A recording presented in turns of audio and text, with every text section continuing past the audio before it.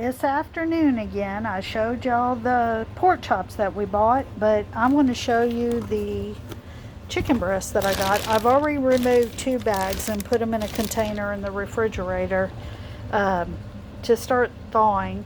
But these are going to go, I'm getting ready to wash them and prep them to go into the pint jars in the pressure canner. But this is boneless, skinless chicken breast.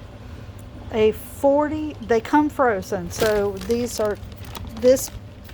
I put 2 in the freezer, so each bag is about 10 pounds, and these are starting to thaw, so I'm going to put them into my giant metal bowl and go ahead and get them washed, and then I'll drain it out, and then I'll go ahead and cube it up and put it into pint jars, and it'll be pressure canned.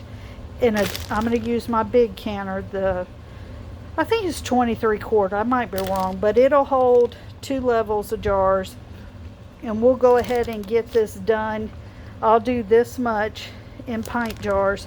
So if each bag is 10 pounds, it's about a pound per jar, and you raw pack it in, and you clean your rims with vinegar, put your clean lids and bands on and into the pressure canner, and you're going to pressure can pints at 75 minutes, and your pressure level is per where you live, so y'all need to look into that. For me, it's 10 pounds, but I'll go ahead and get this done. So this should fill 20-ish jars, maybe more, maybe less, just depends on how they packed it. But the box itself was 40 pounds of boneless, skinless chicken breast that came in 4 bags like this, 4 individually sealed bags like this, and it's $61.20.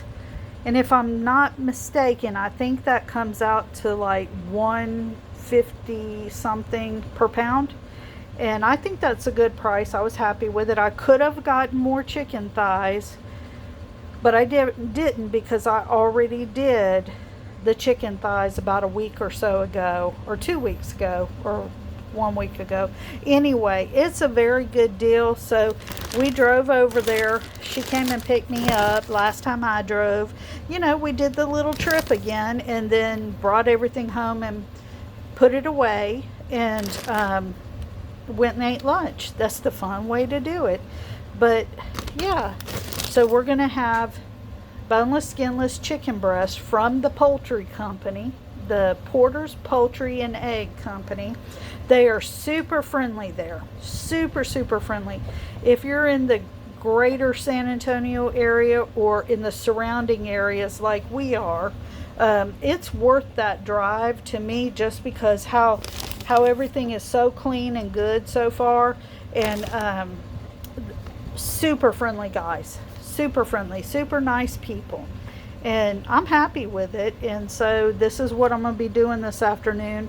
I'm going to be loading that canner once with all this, and then once all this is done, I'll clean the canner again, clean up my area, and pull out the other 2 bags, and I'll do the same thing with them, and that'll be 40 pounds of boneless, skinless chicken breast cubed.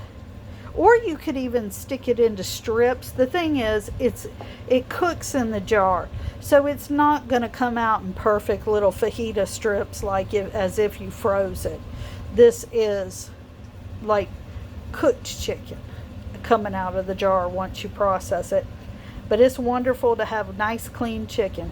And I like chicken breast. I normally do the chicken thighs for my husband and my daughter for the food I cook for them. When I cook for them when she's in town, or when he actually feels like, you know, coming to dinner after he's been working or whatever. But yeah, and so this time I got the breast because that's my preference. And so I'll make like chicken and gumbo sausage with, you know, a gumbo with chicken and andouille sausage and all the okra and everything. That's what I like. You don't have to make it that way. You can do whatever you want. But yeah, we're going to do some pressure canning of boneless, skinless chicken breast. Maybe one of these days I'll figure out the tripod thing and I'll show me actually processing some stuff. But yeah, pints, raw packed, rims and spotless jars, pack it, clean your rims with vinegar, clean lids and bands, and then put it in the pressure canner 75 minutes. And it, once it comes to temperature and the jiggler goes off, it is 75 minutes. And if you need more instruction than that right now, in the past I've been pointing everybody towards Sutton's Days and Homestead Heart. I don't know if other people who make videos really recommend educational stuff to other YouTubers, but that's what I'm going to do right now until I get set up to show you myself.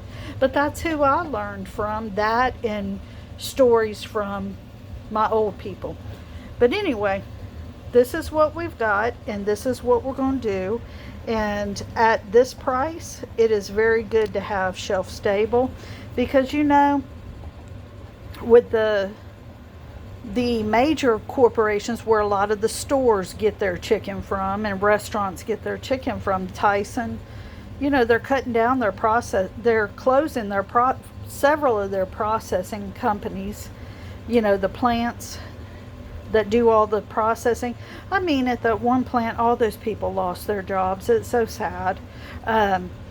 So the fact that I found a little poultry company, and they might be a big poultry company, I don't know, but Porter's Poultry and Egg Company, they seem to be doing right by us. So we're going to keep buying from them, and we're going to process their chicken, and I'm going to get it on the shelf so it's nice and stable. And I'm really trying to do a good bit of any meats that are in my freezer that need to be pressure canned. I'm trying to pull them out and get them done on top of what I'm buying to restock what I've used, because I believe in economic preparedness. As the prices go up, I'm a little bit insulated because from that price increase, because I bought it while it was a good price and I processed it so it could go on the shelf and it's not going to go bad. And I can rotate my stock just like a grocery store, only it's in my house. I can pull a jar off the shelf, move it forward, and then that way I always have good stuff to use. And when you see a deal, get it and put it up, but only do it with food you're going to eat. Only with food you're going to eat. I will eat this. My husband will eat this. My daughter will eat this. Heck, my dogs would eat this. And of course my friends would too. So that's what we're going to do. And I hope that maybe this will encourage somebody else to hop into it and give it a try. Your first output is your canner and your jars. And they're not as cheap as they used to be. You can find some used on Facebook Marketplace probably, but I've noticed a trend where Facebook Marketplace people are reselling their jars, and they're for almost as much as a pack of brand new jars is. And I said, oh no, we're gonna get new jars if they cost that much. But anyway, give it a shot. Try pressure canning for your proteins. And if you're wanting a roast chicken or pan fried chicken or fajitas, this is not for you. This is not for you. But you could also, when you find a deal like this, you could take it, package it up, and put it in the freezer for a later time, like I did with the pork chops earlier. Now, what you need to consider is that if your power goes out, you're going to lose your meat. That is one reason I pressure can. But a way around that is you can spend about $200 and buy you a portable fridge freezer. Then those will run. They use low enough energy that you can buy one of those for an emergency, or buy two of them, heck. And you can run those off of portable power stations, the battery powered power stations. And everybody's like, well, what if you don't have power? Well, if the sun's out, I can hook the portable power station to a solar panel, and it will charge up that little unit, and then the little unit can keep running these little freezers. And so that's a backup if you're freezing things. That's how you get around the worry of power station. Well, no, the worry of not having power, of brownouts and bad weather knocking out the power.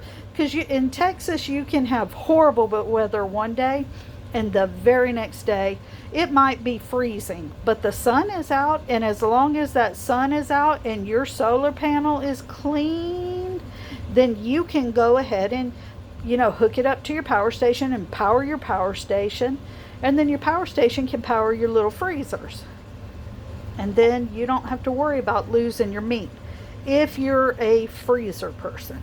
I do a little bit of both, and if I look in the freezer and there's chicken breast, chicken thighs, if there's pork roast or beef roast, that can all be pressure canned. Hamburger meat can be pressure canned, and that's all taken care of, and then you don't have to worry about it as long as they're in a room that is climate controlled. Okay, well, if you lose your power, what are you going to do? Well, what you're going to do is you're going to have a bigger power station that can run you an AC at a small window unit, can run off of a power station, a large power station. But you don't run that power station constantly. You just run it to keep the room cool, and then you're fine. But you can also have a gas generator. You're not going to run your gas generator constantly to run an AC and blow through propane or gas. You're going to use your gas generator to recharge your large power station. The large power station then runs everything for you, and then you can recharge it again off of the gas. Does that make sense? I don't know if I'm going around in circles. The weather in Texas worries me, and our power grid worries me, so I do all these things. But really, this is enough chicken. Between the chicken thighs I processed last week before last, or last week, and then this 40-pound box, those two 40-pound boxes processed and into jars, that's enough chicken for almost a year for me. It would be 6 to 8 months for me and my husband. If I'm feeding a third person, then it would be 6 months worth, and then you just go with your proteins and fill up your jars of protein, and then you've got your own grocery store on the shelf, and you don't have to worry that they raise the price if you're on a budget, if they raise the price to $4 a pound for chicken breasts per se. And my husband and my daughter both go, why do you worry about it? You're not that strapped for cash. We would take care of it if you needed us to. Well, my whole thing is, I don't like to ask anybody to pay for my stuff. So if I do everything frugally, not only am I sticking money in savings, I'm also not having to ask anybody to help me. Now, I will admit, my friend Sandy does help me carry things a lot. That's how she helps me a lot, is she'll lift things that I can't lift. And that's just, being nice. And then I give her what I can, and she's happy. Like, I loaded her with a little bit of okra before she left here today, and she was happy. We trade off things, I give her a tromboncino squash when I have an extra one, You help your friends that help you, and you can help people that don't help you, who just appreciate it. But yeah, I think I got off on a tangent. Anyway, back to the chicken. You can get 40 pounds of chicken breast, boneless, skinless, on a deal from a company like this, and process it to be shelf stable. It's called Ugly Chicken, and we make it, and it is wonderful. Make you some ugly chicken breast, boneless, skinless. Anyway, that's the end of my rant. Y'all have a good day.